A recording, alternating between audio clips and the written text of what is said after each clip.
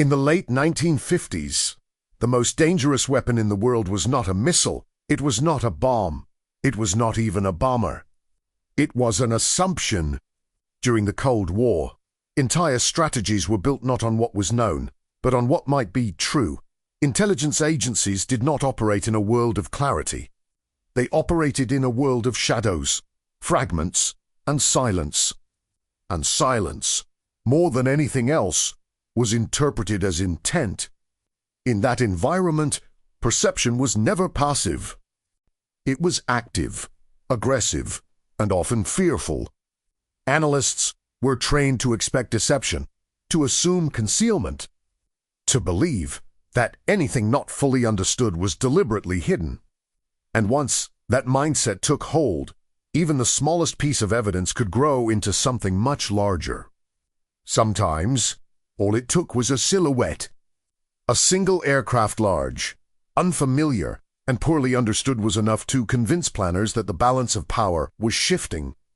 Not because the aircraft had demonstrated anything extraordinary, but because it appeared at exactly the wrong moment, in exactly the wrong informational vacuum. That aircraft was known as the M-50, and for a brief but critical period, it convinced American intelligence that reality itself might be moving faster than expected. By the middle of the 1950s, the United States faced a fundamental intelligence problem. The Soviet Union was a closed society with a closed military system. Its strategic air bases were hidden deep within its territory. Aircraft factories were guarded, dispersed, and classified. Test flights were conducted far from borders and rarely announced. Western observers were allowed to see only what the Soviet leadership wanted them to see, and often not even that. There were no reconnaissance satellites yet, no persistent overhead sensors, no ability to track aircraft development programs from start to finish. What existed instead were fragments, diplomatic observations, occasional defector reports, radar, contacts with ambiguous signatures, and most importantly, photographs, often grainy, often incomplete, sometimes taken from extreme distances, sometimes intentionally misleading. These fragments were brought together in intelligence offices where analysts were expected to do something inherently dangerous, complete the picture. They were required to estimate performance, intent, and capability based on partial data. And during the Cold War, those estimates were never allowed to be optimistic. Optimism was considered irresponsible. If analysts underestimated a threat, the consequences could be catastrophic. If they overestimated, the consequences were usually budgetary. This dynamic shaped everything. Uncertainty in Washington was not a neutral condition. It was treated as a threat in itself. If something could not be verified, it was assumed to be concealed. If it was concealed, it was assumed to be advanced. And if it was advanced, it was assumed to be dangerous. This logic was rarely questioned, because questioning it implied risk. Out of this mindset emerged what became known as the bomber gap. American intelligence feared that the Soviet Union was producing long-range strategic bombers in numbers far greater than those available to the United States, not because there was firm proof, but because there was a lack of proof to the contrary. Silence itself became data. If Soviet bombers were not flying openly, perhaps they were being held back. If production numbers were unclear, perhaps they were intentionally hidden. And if older designs seemed to disappear from view, perhaps they had been replaced by something new, something more capable, something faster. Speed mattered more than almost any other variable. Faster bombers reduced warning time. Faster bombers compressed decision-making windows. Faster bombers threatened to overwhelm air defense systems that were designed for slower, higher-altitude targets. In strategic terms, speed translated directly into fear. This was the psychological environment in which the M-50 appeared. In 1959, Western observers attending Soviet air parades noticed an aircraft that did not fit existing patterns. It was large, jet-powered, and unlike the propeller-driven bombers that had previously defined Soviet long-range aviation, its wings were sharply swept. Its engines were integrated into the design in a way that suggested aerodynamic efficiency. Its overall profile conveyed aggression and modernity. The aircraft was identified as the Myasishchev M-50. To the public, it was simply impressive. To intelligence analysts, it was deeply unsettling. Aircraft design is not neutral. Every visible feature communicates priorities. Wing sweep suggests high-speed flight. Engine placement hints at thrust and efficiency. Fuselage proportions imply range and payload. Analysts are trained to read these cues the way linguists read grammar. And the M-50 appeared to speak a troubling language. It did not resemble a transitional platform or a technological experiment. It looked purposeful, intentional. More importantly, it looked incomplete. And in intelligence analysis, unfinished designs are dangerous. Because unfinished implies evolution, variance, improvements, growth.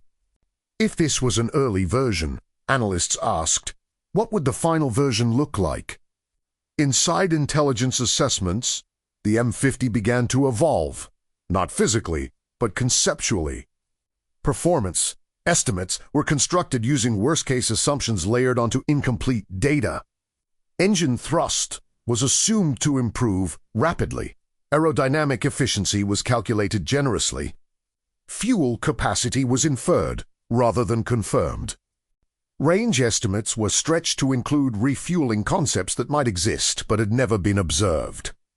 Gradually, the M-50 that existed on paper began to diverge from the aircraft that existed on the runway.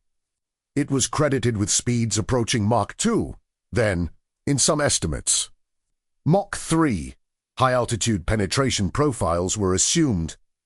Analysts discussed scenarios in which the aircraft could outrun interceptors, evade radar coverage by speed alone, and reduce warning times to levels that challenged existing command and control systems. Maps were redrawn, timelines compressed, defensive assumptions questioned. On briefing slides, the M-50 was no longer an aircraft. It was a system-level threat. This was not a simple intelligence failure. Analysts were not careless. They were cautious. And caution, in the Cold War, often meant assuming the worst possible interpretation. The institutional incentive structure rewarded overestimation. Underestimation, by contrast, carried professional and moral risk. But the real M-50 was something very different. In reality, the aircraft was an experimental platform built around engines that never performed as intended. Thrust levels fell short of design goals. Fuel consumption was extreme, dramatically limiting range. Structural and aerodynamic challenges compounded performance problems. The aircraft struggled to meet even its most basic specifications. It was never capable of sustained high-speed flight at the levels attributed to it. It lacked the range required for true intercontinental missions. It never carried operational weapons. It never entered serial production. Within the Soviet system, it was recognized as a technological dead end. But that recognition never crossed the Iron Curtain. Instead, the aircraft continued to appear just often enough to sustain uncertainty. It was displayed at parades. It was photographed from a distance. It was visible, but never explained. And that ambiguity was powerful. The M-50 did not need to succeed. It only needed to exist. Each appearance generated new imagery. Each image generated new analysis. Each analysis reinforced earlier assumptions. The aircraft became a psychological object rather than a practical one. It reflected American fears back into American planning processes, magnifying them through repetition. Defense programs accelerated. Interceptor requirements tightened.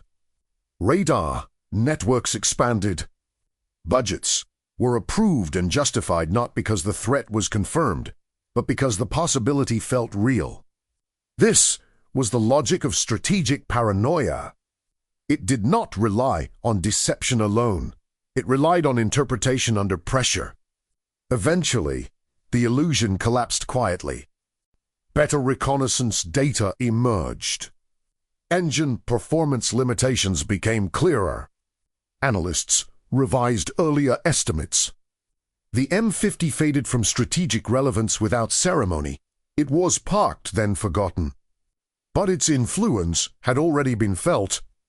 For a brief period, the M-50 flew faster than reality. Not in the sky, but in the minds of those who feared it. And in the Cold War, mental speed mattered more than physical performance. Because wars are not planned around what is known with certainty. They are planned around what is feared. The M-50 never crossed the Atlantic. It never outran American fighters. It never delivered a single weapon. But it influenced decisions, funding priorities, and doctrinal thinking, all without ever fulfilling the role assigned to it by intelligence estimates. In the end, the aircraft itself was not the danger. The danger was how easily incomplete information hardened into accepted truth. How quickly worst-case assumptions became institutionalized. And how thin the line was between reality and belief when fear filled the gaps. Because in the Cold War, the most dangerous speed was never Mach 3. It was imagination.